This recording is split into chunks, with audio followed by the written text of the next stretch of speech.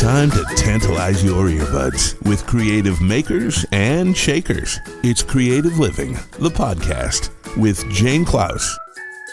This is Creative Living, and I'm Jane Klaus. You know, we try to help you live your most creative life, and I love to spread the good vibes of creativity, and that could mean cooking or woodworking or sewing or painting or book writing, anything really, landscaping. But I'm going to get more specific today because this is a topic that I love to talk about, and that is gardening, because it can be very broad. Could be a lot of things to a lot of people. Now, I can't promise you that I have a green thumb at all, but my guests today absolutely do have that green thumb that we're all looking for. I'm excited to talk about creating a garden and gardening trends with my friends from Ball Horticulture, which is Wave and Burpee. We all know those brands. We love those brands. I'm saying hello to Katie Rotella and Claire Josephson. You know, you two are truly the experts, right? Yes, we've been doing this a long time, and I think that's really what it means when you say you're a gardener. You've had a few fails, you've had a lot of successes. It's okay to kill plants. You know, we've all been there, so I would say yes. We've been down that road. And that was Katie. Now, Claire, tell me this: when did you know that gardening was your creative passion? Because when you found out and you're doing this job with Wave and Burpee, that's pretty cool. Well, I was pretty young, actually. I used to garden with my mom, and I think it was when she was first planting tomatoes and radishes in our backyard back home in England. And I just was fascinated by the fact that you could plant these seeds and watch them grow. And tell us where you're from in England, because everyone's curious right now. I'm from a small seaside town on the east coast of England called Harwich in Essex. So gardening is sort of in your blood. Yeah. You had to know how to do it. I honestly think everybody has a little bit of gardening in them. So I love that, because I say everybody is creative. And I have a lot of friends, I have lawyer friends, accountant friends. They go, I'm not funny. I'm not creative. And I say, yeah, you are. Take a minute and try it, which is why we're talking about gardening today, because I want you to inspire everybody to get out there and try gardening. Now, Katie, how did you get your start in the garden? Do you remember your first time?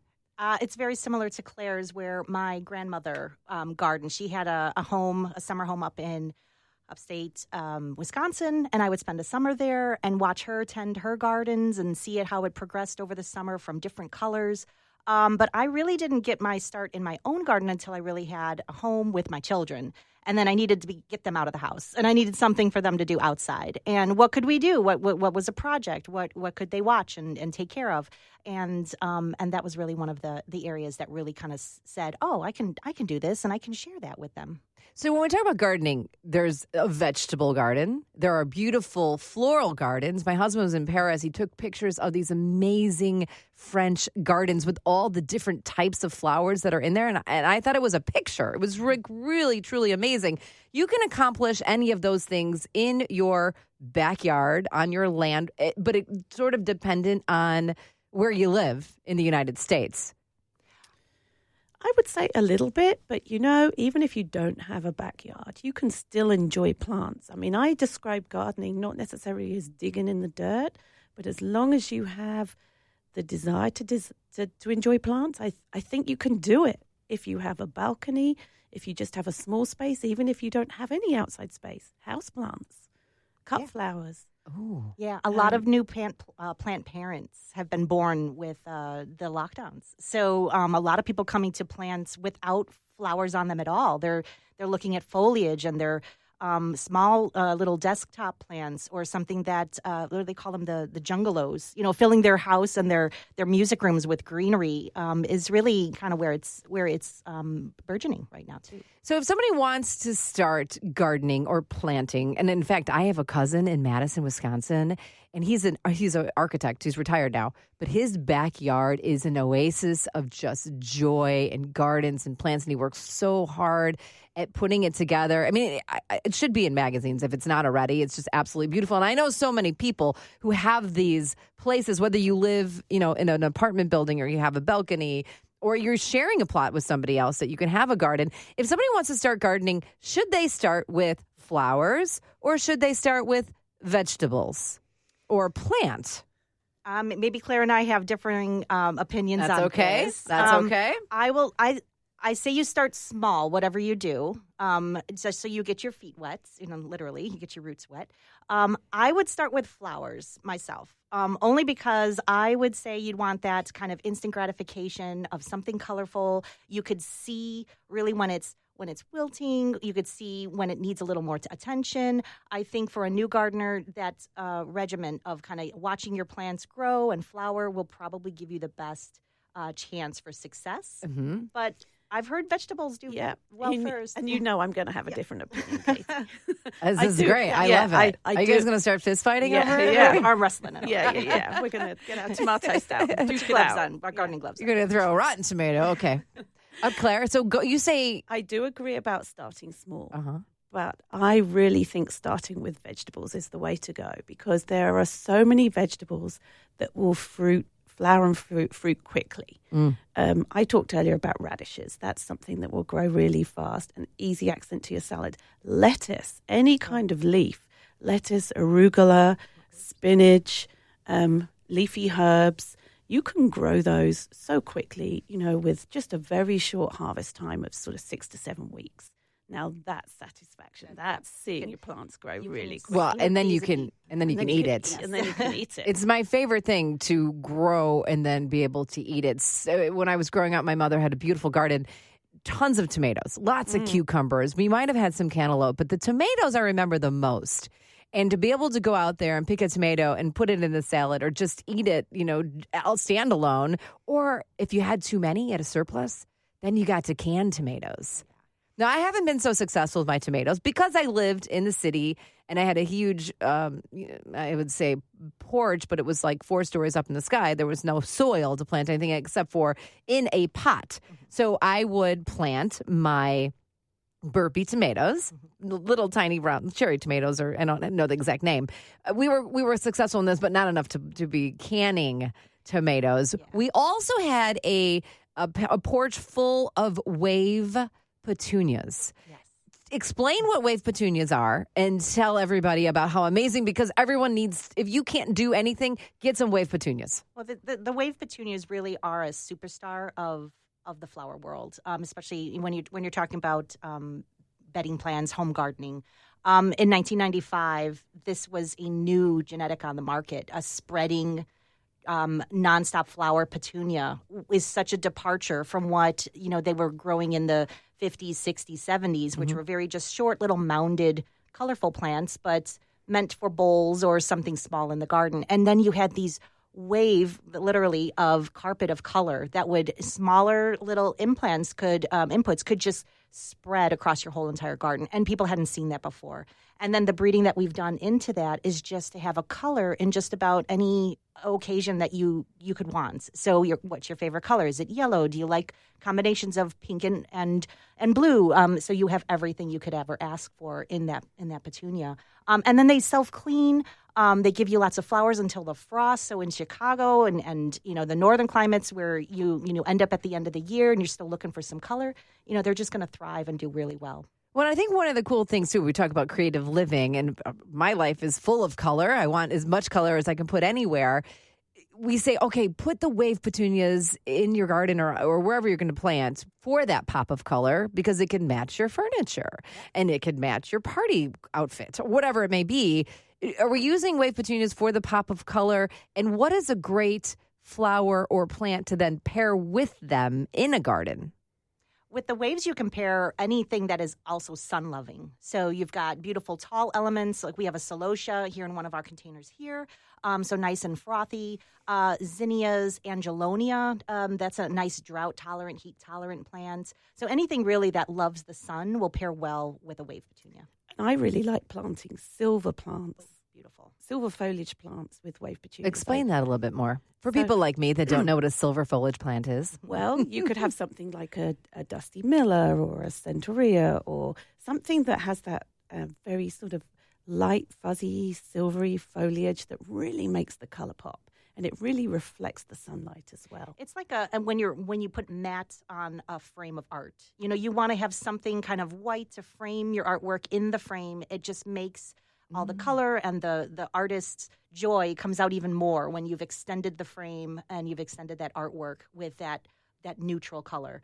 And with it being silver, it's not just a white or even I've done darker colors too, but that silver really catches that light. And then at night when you're enjoying your patio, that silver will actually catch moonlight. So you could be outside, you can be enjoying your garden at another level. It'll continue to capture any light. I love that. And you talked about the petunias being full sun and adding something with it that is full sun. And my husband truly is a great gardener. And he's always saying, well, the sun comes up from here and it goes over here. And he works at an airline. So I feel like he's always watching where the sun is going because it changes all year round. So he knows where to put things when we're planting and putting things outside. Talk about shade plants, or perhaps are there shade flowers that do really well in the shade? Yeah, we've got a fantastic flower called impatiens. Beacon impatiens are what our company has produced, and they are really in very similar colors like a petunia. So you've got the pinks, the reds, oranges, whites, and pearls. And so you can really have flowers in the shade. Another really good one for the shade is begonias. So, and they have glossy big leaves. There's many different, types of begonias, but some big ones like dragonwing that comes in pink, white, and red. Really large stature, that maximalist kind of enveloping your garden like an oasis. If you're in an urban area and you only get less than 4 hours of sunlight, a begonia is super easy to take care of. You've got these really large flowers and then these glossy, either green or even bronzy leaves. I can't wait to buy some flowers and put them in my garden. I am of the school, Claire, of more is more and less is a bore. So when we're talking about these great flowers, and I'm looking at my backyard, because now I moved away from the condo and I've got a backyard to fill with flowers and I want to put as many out there as I can. And again, more is less is a bore. And I'm thinking shade. I know what shade's here and I don't know what's in full sun here. Can there be too many? Well, I think it depends what type of plants you're planting. So if you plant annuals, honestly, I'm probably with you on that. More is more. I like the color. And ground cover. I mean, the more plants you plant, the less space there is for weeds. Let's crowd those weeds out with something that we really want to look at. I will say if I'm planting perennials, I do like to give them a bit of space. And I'll typically sort of mulch or stone round because those plants are going to last longer. They're going to be there for 2, 3, 4, 5 years. And they're going to grow, probably to 3 or 4 times the size. Oh. So leave a bit of space for perennials, but pack in that color. Pack in the color. Again, I feel like the color excites me and then makes me ultimately more creative in the other things that I do. I've seen, following Wave and Burpee for many, many years, and having been to the Ball Horticulture Gardens in West Chicago, which are absolutely fabulous. So beautiful. You can learn so much there. You do a lot of trends, and you come out every year and you go, okay, here's our trends and tips for the year. And this year, I want to talk about trends in the garden. Can you give me a few trends that we should be looking out for or maybe implementing into our space this year? One of the things that we found, obviously, in this kind of day-to-day environment, being mindful of your pocketbook. Yeah. How can we have that, garden full of color, but not, buy out the store? So looking for plants that actually bulk up fast. Take space. Yes. So large stature salvia plants, the Wave Petunias, but maybe in the tidal Wave series, the bigger versions. So you're putting a lot less plants in, but they are filling in that space for you. So kind of being mindful, but not kind of skimping on that color or opportunity. We have a begonia called Megawatt. I mean, it gets like hip high in some locations and fills out really beautifully. So you'll be looking for those plants that, you're going to buy maybe a small pot in stores, but it's going to get nice and big for you. So has inflation hit the world of plants and gardening? Not so much. I think we're still in a nice haven of economic plants. You could still buy flats of plants. You could still buy hanging baskets pretty economically as well.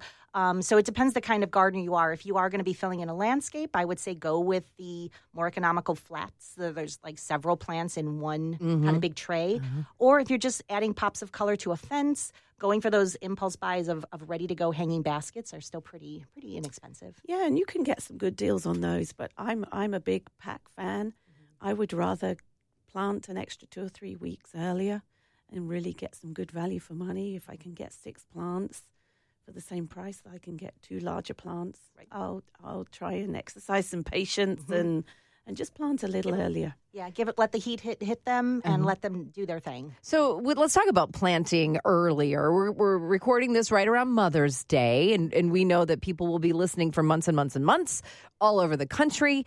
When is too soon to plant? We always thought Mother's Day was the day, okay, I can get out there into the garden and start planting now. Depending on where you're at, you're going to get different weather and different climates. Is there a rule of thumb? This is the day I'm safe. I can get out there and put these in the ground. The last frost date is really the one you'll want to Google in your area. So you can do that from wherever you're from. What's the last frost date of my area? And meteorologically, they should know or guess.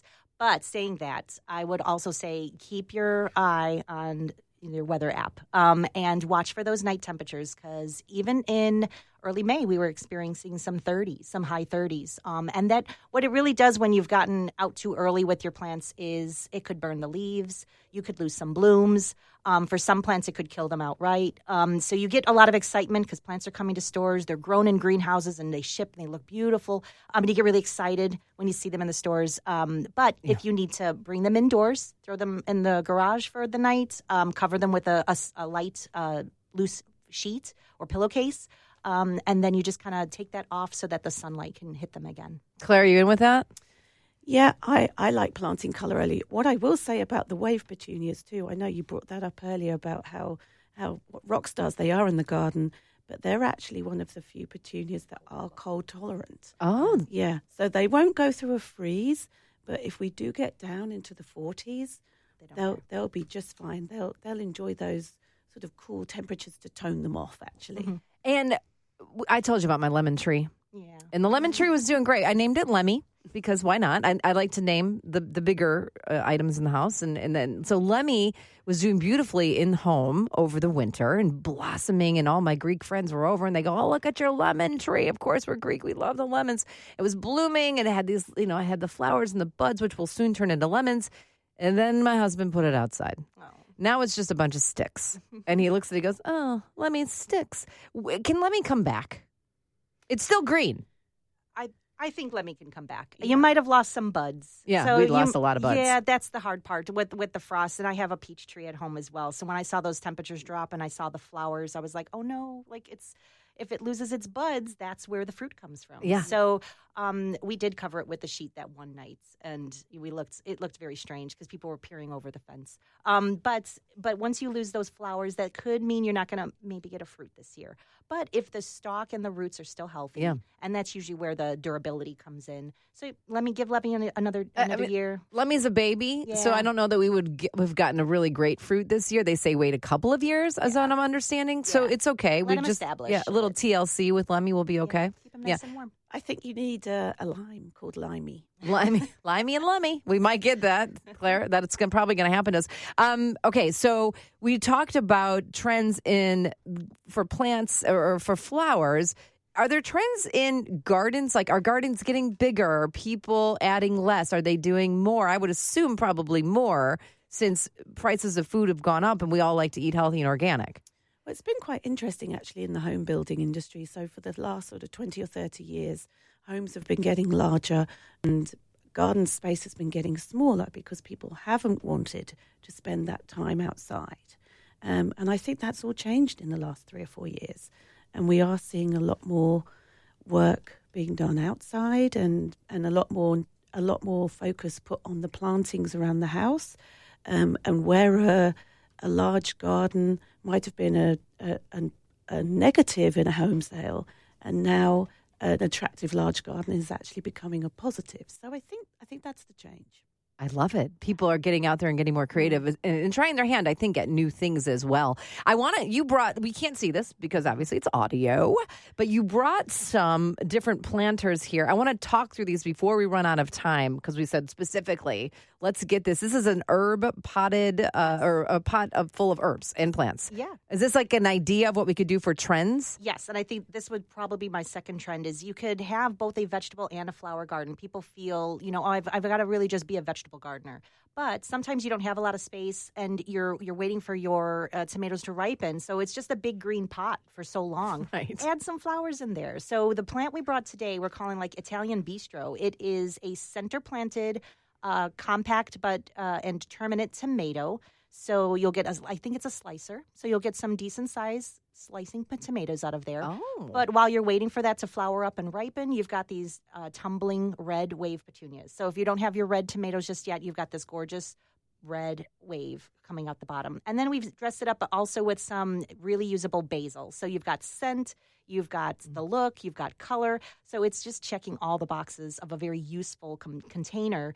And I don't think this is larger than 14 to 18 inches in size. So and you just leave it in the pot all, leave it in the all pot. summer long. Yep. And because we chose the right tomato, so you don't want it, this is not your indeterminate sweet 100. You know, this is not your big 8-foot tomato. You want to look for something that either says compact or dwarf or determinate. And that will do very well in a container that you could easily dress up. And then choose your favorite colors. I did the red because, I'm Italian, so I'm going to match it with the tomatoes. But you can easily choose a beautiful yellow, the blues, a pink to match your decor. It's stunning. And I love the idea of all-in-one. Mm-hmm. So that's your trend right there. Trend number 3? Trend number 3 would be those tropical colors. Oh. And so it's Viva Magenta is the Pantone color of the Sure year. is. It is, personal travel might have fallen off in the past several years, but people wanted to recreate those tropical oasis in their backyards. And so they're looking for those Miami colors. They're looking for the reds juxtaposed with the oranges, with the hot pinks and the neons. So go for it. And we're seeing a lot of that. And the container that we have here, mixed with multiple petunias and the celosia, is kind of reminiscent of that excitement. Well, it's fantastic. In one of the earlier podcasts, we talked to Lee Eisman, and she works for the Pantone Institute, and she comes up with the colors of the year. So we specifically talked about Viva Magenta and how that color not only is going into housewares, home decor, but also flowers. Right. And so Wave and Burpee have figured out a way to create Viva Magenta as one of the trends. Yes. Yeah, and we have so many colors in the Wave family that the Burgundy Velour is probably my favorite. That matches Viva Magenta really well. And it's got that velvety texture, so I would definitely watch for that one. If you're looking to kind of stay on trend or have a little section of your garden that is an homage to the color of the year. But there's so many different flowers that have that iridescence and in that magenta tone. So is there like a place that we can go to find all of these different flower names or the different tones? Is there a website? Is there a resource we can go to? We've done a couple at wavegardening.com to kind of match our Wave Petunias with the other Viva Magenta sun-loving plants. I would say National Garden Bureau has done a very good job as well. They're another kind of hometown hero here out of Downers Grove. So NGB, National Garden Bureau, would have a lot of information about how to max up that. Is there another trend? What do we have? Oh, that's okay. There's not, because I got a whole line of questions for you, and I don't want to run out of time. Indoor gardening. Indoor gardening. Let's talk about that. So we're new breeding that we're coming up with is you don't even need to have a garden or in a traditional sense. You don't even have to consider yourself a gardener. You don't replant these plants. You just harvest them. So it's tomatoes, it's peppers, sweet peppers, hot peppers. We even have an indoor cucumber. And they stay on your windowsill. They don't need a lot of light. They don't get overgrown. You put them in a decorative pot. It's the Kitchen Minis brand, and they make great gifts. So you can bring a bottle of wine as a hostess, or you can bring them a flowering, like a tomato plant. And so patching that with some indoor herbs like basil or mints, and you've got yourself a cocktail or a salad ready to go. You're not even getting in the dirt, really. You're just watering it like you would a houseplant. I love the cocktail herbs. That's the idea. And one of the things I always talk about is if you're going to bring a housewarming gift or a hostess gift, I say if you want to bring something store-bought, like a bottle of wine, bring something handmade or bring something that can be made, meaning bring a little container, bring a little small plant or herbs or things like that, so you can do a combo gift. Yes, you'll definitely stand out from everybody else with just you'll get invited back is what I say. Do a little bit extra, a little something hands-on. All right, so there's so many ways to get creative when planting or gardening. Give me a quick answer of inspiration from these topics, okay? Because I want people to keep listening. Instead of using traditional flower pots, you can use wicker basket. Colander. Oh, another one. A file cabinet. Oh, yeah. What about a fireman's boot? Oh, any Wellington boot. Yeah. Oh, fantastic. Yeah. Oh, Open love suitcase. An open suitcase. A that. purse. An old letterbox. Yes. There you go. Okay. cooler. Plant in unexpected places. Where would that be? Unexpected places. Or the bathroom. Yes, you can have a beautiful flower in the bathroom. There's plenty that would enjoy that decor. Oh, I really like a window box. I'm such a fan of window boxes. Wherever you don't expect to see color, if you can just have a window box just outside, then so you can expect the unexpected. In addition to the plants and the flowers and the vegetables we've planted in our garden, add some personality to your garden by adding things like Something scented. okay, Yep. Jewelry. I like to. yes, that's where I'm going with it. Glam it up. jewelry. Yes. Well, like wind chimes or bird baths, statues. Mhm. Yeah. Yes. Oh, and the other thing you can do is, you can make your own, stepping stones. Oh yes. Or plant tags. You've done taken old paint sticks or popsicle sticks with the kids, and kind of have something that you've done as a craft project and throw that outside as well. Favorite gardening tool, a tool that everybody must have. You must have a really solid gardening trowel. I think that's my favorite. It pops weeds. It moves soil. It can, in some cases, hack back weeds. That's my go-to. Okay. My go-to Claire? is my apron. Your apron. Because I can stick it on over my work clothes, like right before I want to go to work and pick a few blooms off or do some watering or whatever. My apron. I can stuff my phone in the pocket. I'm like ready to It's like go. a super cape. I can do Yeah. anything. I can do anything in my gardening apron. There you go. Okay, I love that. I love the tool. I love the apron. And then let's give any last words of wisdom, a bit of advice to get people to get creative, get out and garden. I would say choose the plants that really appeal to you in store. And if you love them, if you love the way they look, then you'll take care of them. I think if you overthink it, and you're trying to fit something just because it fits your space, you're not going to enjoy those plants as much. Pick the ones that really look the way that you feel that you'd like. So you can't go wrong. Claire? I would say once you've got past is it for sun or shade, I agree. You've got to pick what you like, and like I agree. Don't overthink it, and it's okay to fail. If something dies, you can always go back and buy another one. Yeah. You can always go back and buy it. Yeah, don't get disappointed. Don't get discouraged. Get out there and do it. If we want more information about Wave or Ball or Burpee, give us some social media websites. Where do we go? We're definitely online with social at Wave Gardening and wavegardening.com. And we've got a team answering questions. There's a Wave fan club that will answer your questions even if it's late at night. They're a very supportive group. And burpee.com is not only helpful with vegetables, but then also you can place orders as well. And then if you want to learn a little bit more about our hometown hero here in West Chicago, ballhort.com. You can read about our history there. Ballhort.com. All right, there you go, friends. With a little creativity, you can turn your garden into a beautiful and unique space. Thanks so much to our friends at Burpee and Wave and Ball Horticulture. Katie, Rotella, and Claire Josephson, thank you for joining us on Creative Living. Live better, creatively. For more inspiration, visit janeclaus.com. Thank you for listening.